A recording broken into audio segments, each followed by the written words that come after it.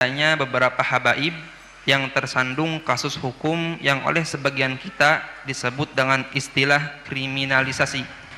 Sikap sebagian saudara-saudara muslim kita yang lain ikut mencaci dan mengolok-olok para habaib yang dijadikan tersangka dalam kasus hukum. Mereka ikut mencaci dan mengolok dikarenakan para habaib tersebut dakwahnya dianggap keras dan kasar, serta dianggap berseberangan dengan kiai atau tokoh agama yang mereka ikuti. Bagaimana kita harus menyikapi keadaan ini? Bagaimana sikap kita jika seandainya ada perilaku seorang habib yang tidak kita sukai atau perilaku seorang habib yang melanggar agama? Habaib atau kaum asyraf sadah adalah orang-orang yang dipilih oleh Allah dengan nasab mulia, yaitu nasab sambung dengan baginda Nabi Muhammad SAW melalui Sayyidat Fatimah Az-Zahra. Kalau memandang mereka, kita pandang dengan dua cara pandang. Sebagai manusia kita lihat mereka, beliau-beliau adalah manusia yang bisa bersalah. Tapi di sisi lain kita harus tetap melihat beliau adalah dzurriyyah Nabi SAW. Kalau mereka melakukan kesalahan, jangan sampai kita menjadikan merendahkan kehabaibannya. Naudzubillah. Kadang muncul kebencian di hati kita. Habib, habaib. Ini sudah ada muncul kebencian. Kalau dia salah, kita katakan salah sebagai manusia. Tapi jangan dihubung-hubungkan dengan istilah habaib. Karena kalau kita menyebut dengan nada merendahkan kalimat habaib, kita akan merendahkan sesuatu yang sambung dengan Nabi SAW. Kita tegur dia salah. Tapi gak usah karena habaibnya, tuh habaib, gak usah seperti itu. Seperti ada kebencian di hati kita dengan ahli bait Nabi, hati-hati, Nabi tidak akan menengok kita, tidak akan melihat kita. Kalau beliau-beliau bersalah, tentu kita wajib mengingatkan. Bahkan kewajiban kita mengingatkan beliau lebih daripada kita mengingatkan yang lainnya. Kenapa? Karena kita mengambil hidayah daripada kakek beliau. Kenapa di saat cucu baginda Nabi melakukan salah kok kita diam-diam saja?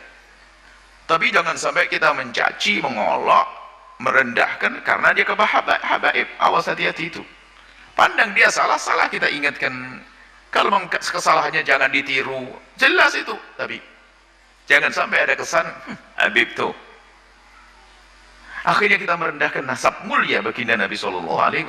Saat itu kita akan runtuh menjadi rendah.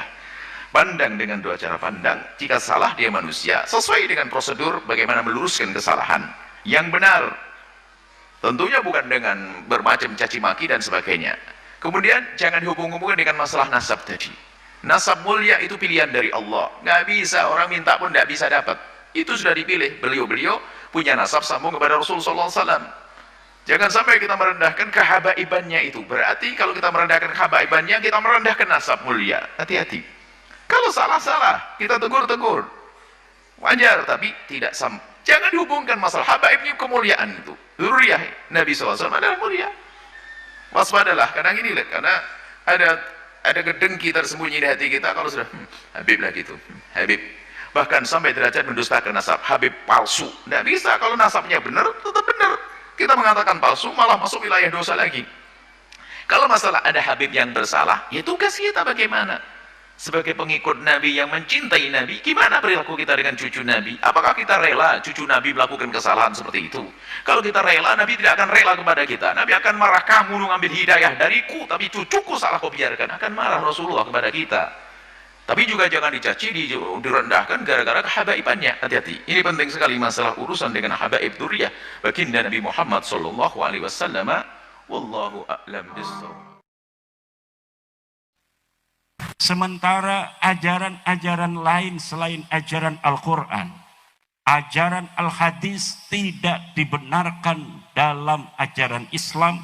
Seperti jika ada orang yang mengatakan bahwa kemuliaan seseorang ditentukan oleh keturunannya. Siapa orang yang keturunan orang besar, maka dia orang yang paling mulia. Ini bukan ajaran Islam. Dalam Islam kemuliaan seseorang tidak dilihat dari siapa dia dilahirkan, tapi apa kualitas dia dalam kehidupan. Kemuliaan seseorang tidak dilihat dari siapa dia bapaknya, tapi dilihat dari seberapa besar takwanya kepada Allah Subhanahu wa ta'ala. Setiap ajaran yang berbeda dengan itu wajib ditolak dan tidak boleh diterima, karena tidak ada sumber dari ajaran Islam, dari ajaran Allah Subhanahu wa ta'ala. Orang yang mengaku dirinya keturunan Nabi misalnya, yang asli sekalipun, dia tidaklah lebih mulia dari yang lainnya, kecuali dia telah membuktikan kualitas dia dalam kehidupan dari sisi ilmunya dan bagaimana akhlaknya dalam berinteraksi dengan sesamanya. Itu yang asli. Apalagi yang palsu. Orang ngaku turunan Nabi tapi palsu. Saya ibu-ibu telah meneliti secara ilmiah bagaimana pengakuan-pengakuan orang yang selama ini mengaku sebagai keturunan baginda Nabi. Setelah diteliti secara ilmu sejarah, ilmu nasab, ternyata mereka bukan hanya bukan keturunan Nabi, tapi ternyata mereka bukan orang Arab acan. Dilihat dari ilmu nasab, tidak nyambung. Dilihat dari ilmu sejarah, fiktif. Nama-nama yang disebutkan sebagai luhur mereka ternyata adalah orang-orang yang tidak ada orangnya. Jejodok sawah. Disebutkan nama-namanya, tetapi kemudian tidak ada dilihat dari kesejarahan yang ditulis oleh ulama dari mulai abad ke-5, ke-6, ke-7, ke-8, ke-9. Tidak ada mereka disebut sebagai orang-orang yang mempunyai pangkat dalam kehidupan, baik sebagai orang kaya maupun sebagai ulama. Jangankan sebagai orang kaya yang mereka mengaku bahwa leluhur mereka pindah dari Irak ke Yaman, membawa kekayaan berpuluh-puluh onta, ternyata itu cerita palsu belaka. Mereka mengaku bahwa mereka turunan Nabi yang pindah ke Yaman dari Irak. Ternyata saya telusuri, ketemu itu namanya. Memang Ahmad bin Isa adalah sebagai keturunan Nabi asli pakai sod. Dia ada di dalam kitab Tahdhibul Ansab 435 Hijriah. Dia ada di dalam kitab Muntaqilatut Talibiyah 470 Hijriah. Dia ada di dalam kitab Al-Majdi 490 Hijriah. Dia ada di dalam kitab Asy-Syajarah Al-Mubarakah 597 Hijriah. Dia ada di dalam kitab Al-Fakhri 700 Hijriah. Dia ada di dalam kitab Al-Asili 787 Hijriah. Dia ada di dalam kitab As-Sabatul Musan 780 Hijriah. Dia juga ada di dalam kitab Umdatul Talib Al-Kubra 828 Hijriah. Tapi tidak disebutkan Ahmad bin Isa ini punya anak namanya Ubaidillah, di mana para Habib Ba'alawi mengaku sebagai keturunan Ubaidillah. Ahmad bin Isa ini benar turunan Nabi. Dia punya anak namanya Muhammad, Ali, dan Husain. Terverifikasi di dalam kitab-kitab nasab semuanya ada. Tapi tidak ada anak yang bernama Ubaidillah seperti apa yang diaku oleh para Habib-Habib Ba'alawi. Tidak terverifikasi sebagai turunan Nabi. Tidak pula terverifikasi secara ilmu sejarah sebagai tokoh yang pernah ada di dunia ini di masa lalu. Jadi bukan hanya bukan keturunan Nabi, tapi juga nama Ubaid ini tidak pernah dilahirkan di muka bumi. Ubaid punya anak namanya Alwi. Saya telusuri dalam kitab-kitab sejarah yang banyak ditulis, tidak ada pernah dilahirkan orang bernama Alwi bin Ubaid. Katanya Alwi punya anak namanya Muhammad. Tidak pernah ada orang dilahirkan di dunia ini yang bernama Muhammad bin Alwi bin Ubaid. Muhammad bin Ali bin Ubaid tidak ada. Katanya punya anak namanya Alwi II. Tidak ada. Katanya punya anak yang apa namanya itu Ali Qoli Qasam. Tidak ada. Diceritakan di abad 9 Hijriah oleh seorang Ba'alawi namanya Ali As-Sakran. Katanya dia kalau tasyahud salam pada Rasulullah, assalamu alayka ya Rasulullah, selalu mengulang-ulang sampai kemudian Rasulullah itu menjawab salamnya. Ternyata diverifikasi nama itu bukan nama Ali Qoli Qasam, leluhurnya Habib Alwi. Ini yang saya teliti secara ilmiah dan sampai sekarang tidak ada jawaban untuk bagaimana mereka bisa membuktikan di abad di mana Ahmad bin Isa itu ada, yaitu 345 Hijriah. Apakah ada yang menyatakan bahwa Ahmad bin Isa punya anak namanya Ubaid? Mereka tidak bisa jawab. Katanya pindah dari Irak ke Yaman. Mana kitab yang menyebutkan sebelum abad ke-9? Di mana mereka mengaku di abad 9 itu sebagai turunan Nabi. Sebelumnya mana kitab satu saja kitab nasab yang menyatakan mereka turunan Nabi? Tidak ada. Padahal kitab nasab banyak ditulis di sepanjang tahun antara